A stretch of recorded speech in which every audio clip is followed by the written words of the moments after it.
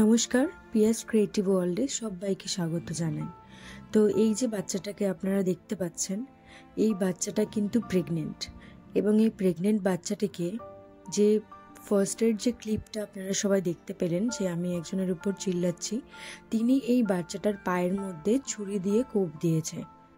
আর এই কোপ দেওয়ার কারণটা কি জানেন? কারণটা হচ্ছে এই বাচ্চাটি তো রাস্তারই বাচ্চা, সে রাস্তার মধ্যে বসে থাকে। তো লোকটি সাইকেল নিয়ে যাচ্ছিল পাশ থেকে, কুকুরটার গলার উপর থেকে প্রথমে সাইকেলটি চালিয়ে দেয়। এবার স্বাভাবিক ব্যাপার যে কুকুরের গায়ের উপর থেকে যেহেতু সাইকেলটা গেছে, সেহেতু কুকুর চেল্লাবে, ব্যথা লেগেছে সেই জন্য। কিন্তু ওনার লজিকটা হচ্ছে কুকুর চেল্লাবে কেন? চিল্লিয়েছে বলে উনি সাথে ব্যাগে করে ছুরি উনি ক্যারি করছিল, নাইফ উনি ক্যারি করছিল। তো সেই ছুরি বার করে ব্যাগ থেকে উনি এই প্রেগনেন্ট কুকুরটার পায়ের মধ্যে একটা কোপ দিয়েছে। তো আপনারা একটু ভাবুন তো সবাই, যে আজকে পায়ের মধ্যে কোপ দিয়েছে, সেটা পাড়ার লোকেরা নিয়ে গিয়ে সামনের নর্মাল ডক্টরের কাছে গিয়ে কিছুতেই ব্লাড বন্ধ করতে পারছিল না। তো যেভাবেই হোক হলুদের মধ্যে সামান্য জল দিয়ে টাইট করে মেখে ওই জায়গাটায় লাগিয়েছে, কারণ তখনও পর্যন্ত আমি এই ব্যাপারটা জানতাম না। আজকে পায়ে কোপ দিয়েছে, কিন্তু প্রেগনেন্ট কুকুরটার পেটের মধ্যে যদি কোপ দিত, তাহলে প্রেগনেন্ট কুকুরটার সাথে সাথে তার যে জন্ম না হওয়া বাচ্চাগুলো পেটের মধ্যে ছিল, তারাও হয়তো এই পৃথিবীর আলোটা দেখতে পেত না। এই ঘটনাটি ঘটেছে আমাদের নিউ টাউনের গৌরাঙ্গনগরে। তো আমাকে ওই এলাকারই একজন ডগ লাভার ভাই আমাকে খবরটা দিয়েছিল। তো খবরটা শোনা মাত্রই আমি ফ্রেশ হয়ে, মোটামুটি খাবার দাবার আমি কিছুই খাইনি, আমি চলে গেছিলাম স্পটে। গিয়ে বাচ্চাটার দেখলাম যে বাচ্চাটা একদমই হাঁটতে পারছে না, এক জায়গার মধ্যে বসে আছে। ব্লাডটা বন্ধ হয়েছিল পড়া, কিন্তু ও একদমই, ওর কন্ডিশন খারাপ ছিল পায়ের, যেহেতু কোপ দিয়েছিল সেই জন্য। তো আমি গিয়ে প্রথমে ড্রেসিং করেছিলাম বেটাডাইন লোশন দিয়ে। তারপর যে ডক্টরের কাছ থেকে জিজ্ঞেস করে যে মেডিসিনগুলো দেওয়ার ব্যাপার ছিল, কারণ ও ছিল প্রেগনেন্ট অবস্থায় যে কোনো মেডিসিন একটু ভেবেচিন্তে ডক্টরের কাছ থেকে জেনে দেওয়া উচিত। সেই জন্য আমি ডক্টরের কাছ থেকে জেনে সেই মেডিসিনগুলোই দিয়েছি, যাতে ওর ক্ষতি না হয়।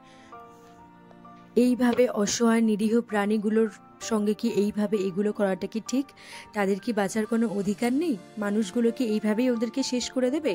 তো ট্রিটমেন্ট করার পর আমি সেই লোকটির সঙ্গে দেখা করতে গেছিলাম, কারণ তাদেরকে উচিত শিক্ষা না দিলে আজকে তারা সারা জীবন এইভাবেই পশুদেরকে কষ্ট দেবে।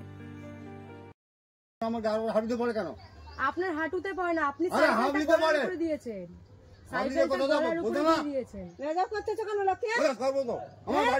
আপনি জানেন আপনাকে এক্ষুনি আমি টানতে টানতে নিয়ে যাবো থানাতে? হ্যাঁ, সেটা কি জানেন আপনি? আপনি আমার উপর চিল্লাচ্ছেন কিভাবে?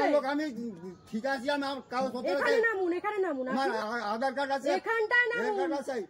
আমার এখানে কেন আসা? চুরি কেন নিয়েছেন আপনি? এখানে আসা হয়েছে কে জানি? এখান থেকে বেরিয়ে যান, এখান থেকে বেরিয়ে যান। থানা পুলিশে আমি দাদু বলো। ঠিক আছে, এখানে আসুন আপনি। তোমাদের বাড়ি কোথাও? ঠিকানাটা রাখি দাও, আমার মারবে। ঠিকানাটা রাখি দাও, ঠিকানা ঠিক না। কুকুর মারিছে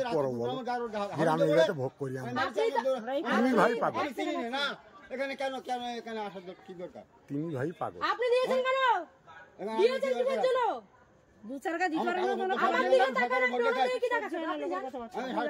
আমি সরকারের ভোট দেখাই। আপনি ছুরি দিয়ে মারলেন কিভাবে? আমি থানায় যাবো। দাঁড়াও দেখি কি করে, দেখবো আমি। বলুন থানায়। যাবো তো। সাধারণত এই পশু পাখিদের পাশে খুব কম মানুষই থাকে। তো সেই জন্য আমি এই লোকটিকে উচিত শিক্ষা দিয়ে ঠিক করেছি না ভুল করেছি, অবশ্যই কিন্তু কমেন্ট সেকশনে আপনারা সবাই জানাবেন। কারণ অনেকেরই মন্তব্য হয়েছে যে আমি ভুল করেছি, কিন্তু আমার কাছে আমার মনে হয়েছে যে আমি ঠিকই করেছি।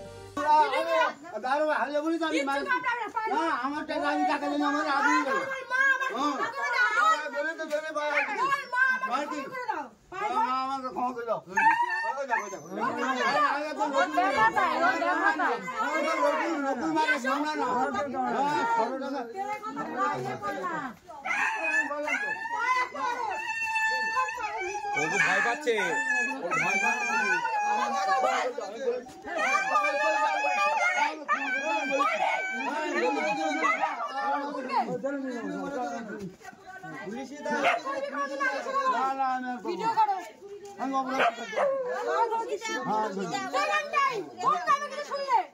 তুই থানায় দেখবি। তোর এই শরীরটাকে, আর আমার হাতে মার ফ্রি। আমি আমার টাকা দিয়ে যাবো। তোরা কি রাস্তায় বসছো? আমার দিকে তাকা তুই। তোরা কি রাস্তায় বসছো? আমার বাড়ির সামনে ওদের কোনো অধিকার নেই বাচ্চা। ওদের কোনো অধিকার নেই বাচ্চা। তোদের অধিকার আছে তোদের। সেকেন্ড টাইম ওয়ার্নিং দিয়ে সেকেন্ড টাইমে তো দেখি না। খুন হবি আমার। কোথায় জেলে যাবে?